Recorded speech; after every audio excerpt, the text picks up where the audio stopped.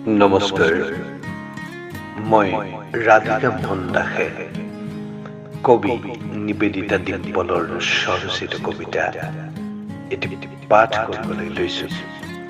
কবিতাৰ শিৰোনাম আধুনিকতা।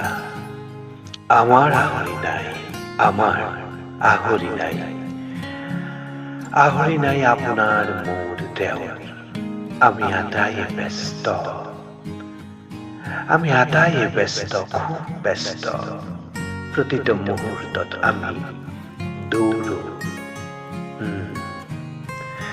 প্ৰতিটো মুহূৰ্তত আমি দৌৰো ঐশ্বৰ্য বিভূতি নাম যশ আৰু সন্মানৰ পাছত। দৌৰো, মাথো দৌৰো। আমাৰ চাবলৈ আহৰি নাই ধুনীয়া সেউজীয়া ধাননি পথাৰৰ ফালে। আমাৰ চাবলৈ আহৰি নাই আঘোণৰ সোণোৱালী পথাৰৰ ফালে। নেদেখো আপুনি মই বা তেওঁ প্ৰকৃতিৰ বিনন্দী আৰু নদীৰ পাৰৰ কহুৱা বনে হালি জালি নাচি থকা সৌন্দৰ্য অপূৰ্ব। আমি মাথো ব্যস্ত, আমি মাথো ব্যস্ত নাম যশ ঐশ্বৰ্য বিভূতি বুটলাৰ নামত।